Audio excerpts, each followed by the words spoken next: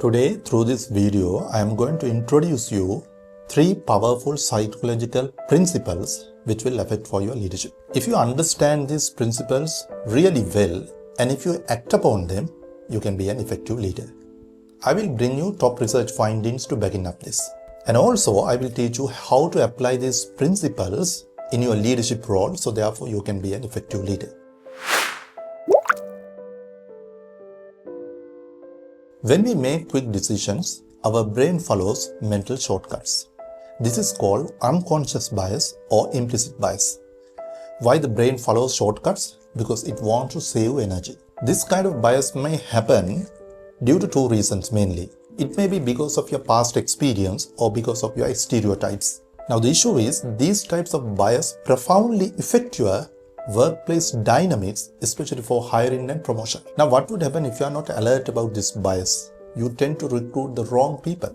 You will be having a less diversified people, less motivated people, less innovative people, and it will affect bottom line of your organization negatively. Let me share you some fascinating research findings. Harvard Business Review found out the hiring managers rate highly when they found the candidates and when they share similar education backgrounds, similar hobbies, and even similar accent.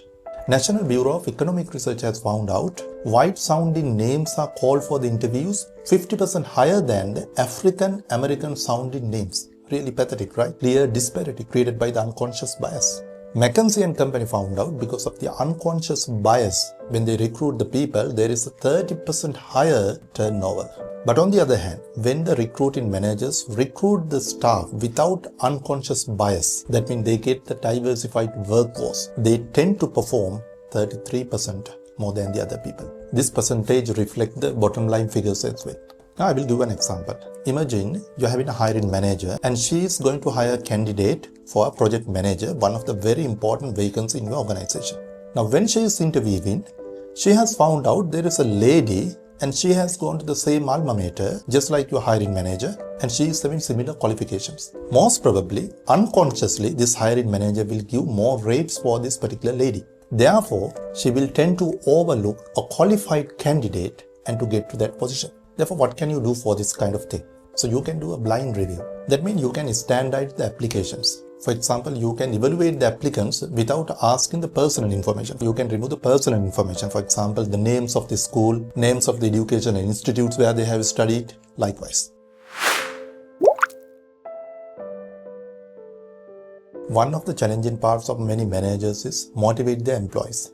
Most probably, they rely on bonuses and promotions. But if you study behavioral science, it will give you powerful psychological drivers of human behavior. So you can use these tools to motivate your employees. Not only that, you can create a productive team culture, organization culture. Let me share you some of the research findings. According to Google Aristotle's project, they have found out if you want to build a high-performing team, the number 1 factor is psychological safety. That means you should be able to create an environment within your team, within your organization, where the team members should be able to express their ideas without having any fear of punishment, without having any fear of criticism. Then they can share their ideas openly. Then they will be genuine. Then they have a safe environment to become vulnerable, which is really important. It enhances team bonding. Now, if you think about transformational leadership, it basically inspires the people, motivate the people to get their full potential. The research says there is a positive correlation between the transformation leadership, employee well-being, job satisfaction, and overall performance of the employees. Now assume you're a project manager. How you are going to apply this principle? What does the typical project manager do? He sets the deadlines, then after that, he pushes teammates, employees to achieve the deadline. He may be having review meeting. In the review meeting, you can talk about past wins of the previous week. You can start the meeting like that because it builds the momentum of positive reinforcement. You can build a culture of success and at the same time, psychologically safety environment. And also you can make visible the team's shared goals. You can do this by a whiteboard or even a digital dashboard. Then within the team, you create the social norm of accountability and commitment. You don't need to micromanage. And the people are having the autonomy, and which is really important. According to Daniel Pink, autonomy, it is a very powerful intrinsic motivation factor.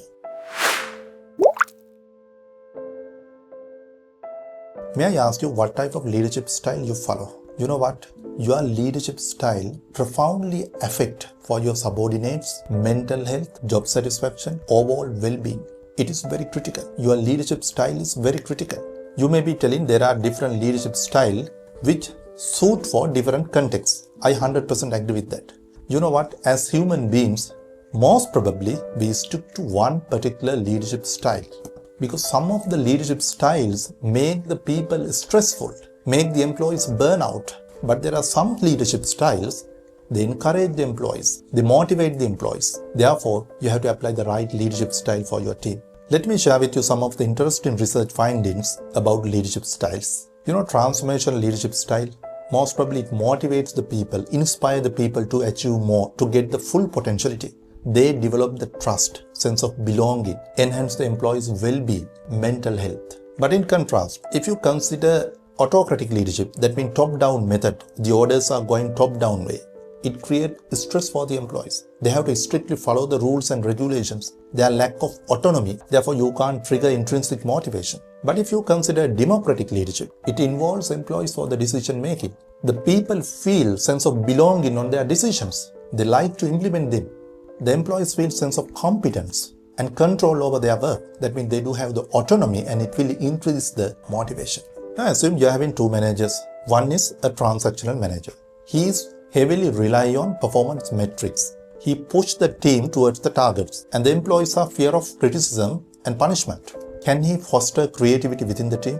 Most probably no, because he creates the culture of competition and anxiety. But on the other hand, your other manager, he's a transformation leader. He can inspire people. He can share the vision among the team members. He can drive the people. He can inspire the people. What happened? People like to work under him. They will give the 100% commitment. People become loyal to the team, loyal to the organization. In this video, I talked about only 3 principles. If you're having other principles, please comment below. I like to read your comments. See you soon with another video like this.